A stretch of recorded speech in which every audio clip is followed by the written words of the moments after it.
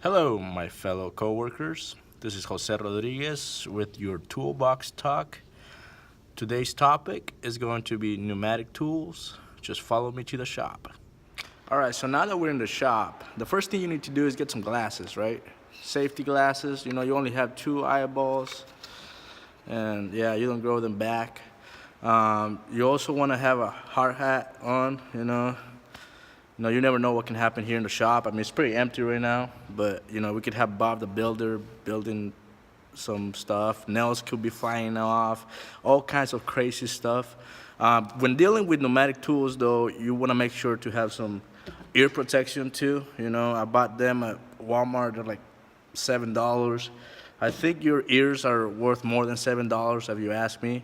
Well, I know mine are, so you always want to have the proper PPE. Now right here I have some tools, all right? They're not pneumatic tools for those people that are like, they're gonna say, oh, those are not pneumatic tools. No, they're power drills like that. It's just for demonstration, all right? Anyways. Now that you have the right PPE, you want to go through your compressor, your air compressor, make sure everything's working on it, and make sure there's no air leaks or anything like it. Make sure everything's working the correct way. After you're done inspecting your air compressor, you want to inspect your air hoses. Make sure that there's no air leaks going through them.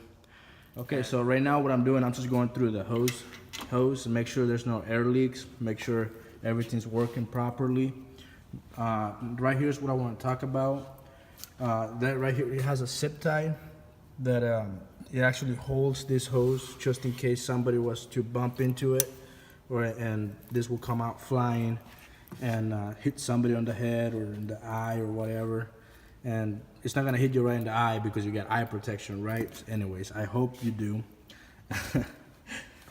Yeah, pretty nice safety function right there. They should probably use something else than a zip tie, just because that's a small zip tie right there. But anyways, it does the job.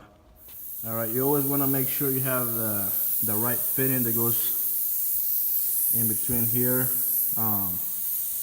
because there's different sizes. And yeah, Now that you inspected both the air compressor and the hose, you want to go over your pneumatic tool. Make sure you don't see any cracks or anything that anything is wearing off on it. Make sure that you don't see any air leaks.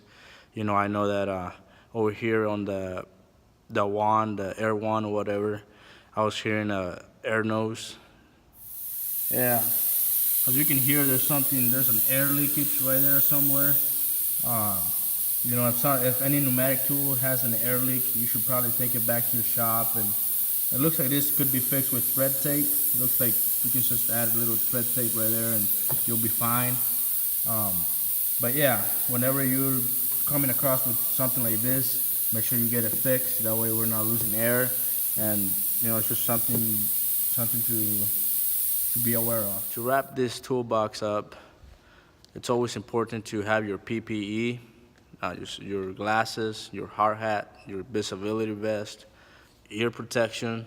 You don't have to wear these bad boys. You can get them foam deals, whatever you call them, and just plug them in there and you'll be totally fine. Another